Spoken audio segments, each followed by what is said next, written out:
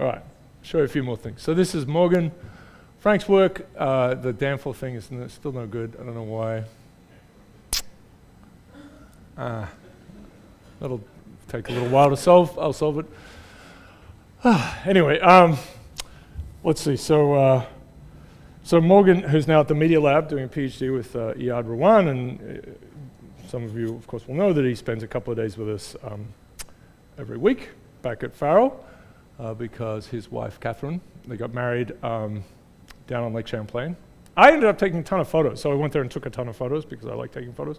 And it turned out that they worked really well, and the photos from the... So anyway, they're the wedding photos. That was great. Down in Seal Cove, that little place. Yeah, very nice.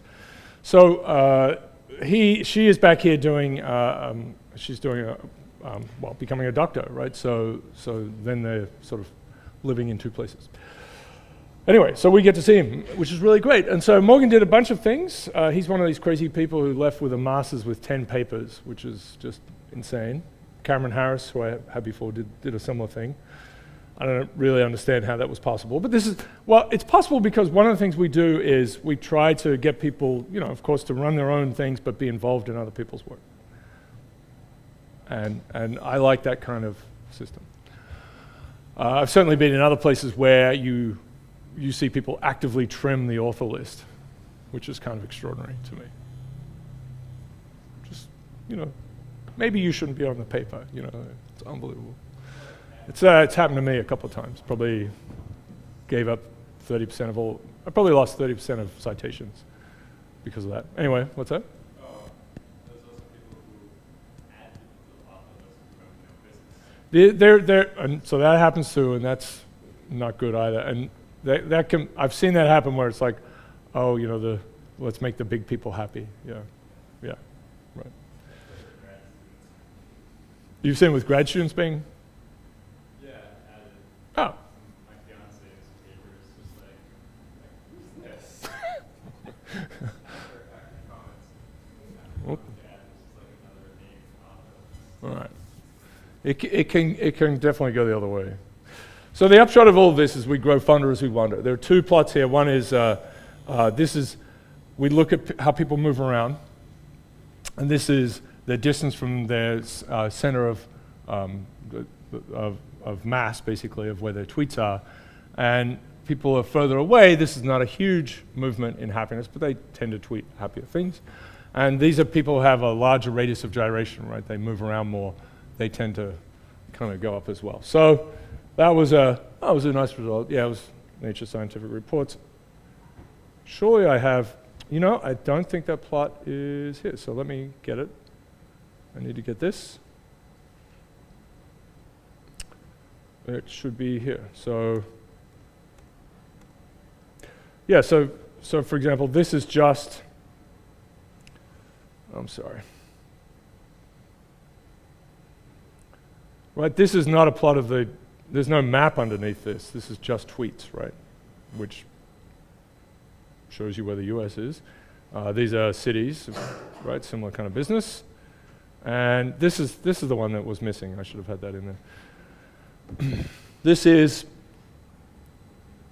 right, so what you do is you find all the tweets from someone, and you want them to have a certain certain number, right? So we do that as well. With at least 50 locations, in this case. It's 37,000 people. What you do is you find the principal axis for these things, right? So they move, they have some speckle, you then reorient it and put the weight to one side and then overlay them. So there are some people in here who move around a lot, there are some people who don't, or tweet a lot with geotags and so on, so it's a big mixture. They're all overlaid and then reoriented, and what you see is there's a real hotspot here, so this is home, and then a little bit over here, so this is work.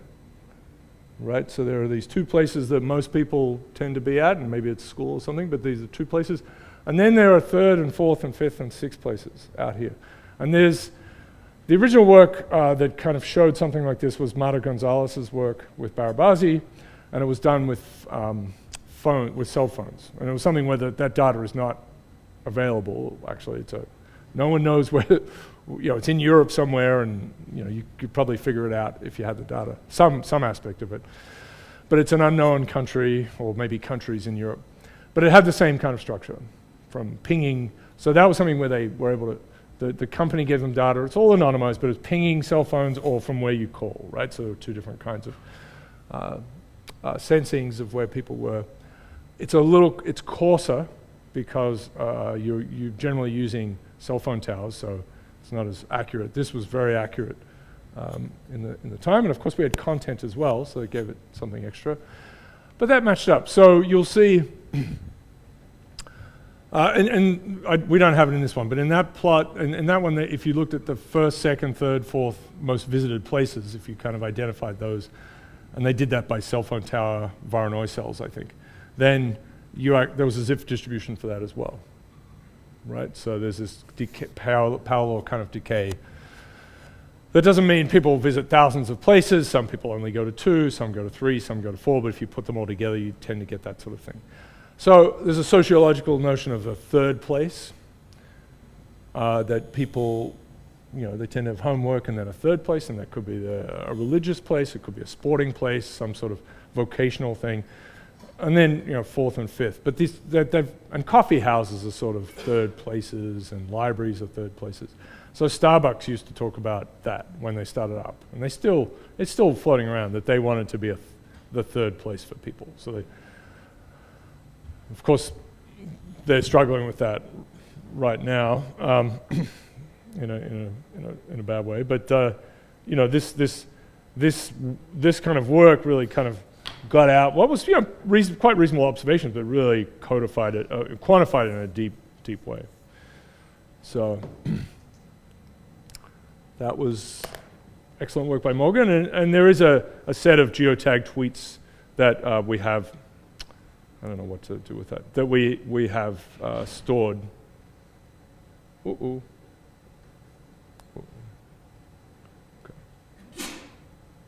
As a result.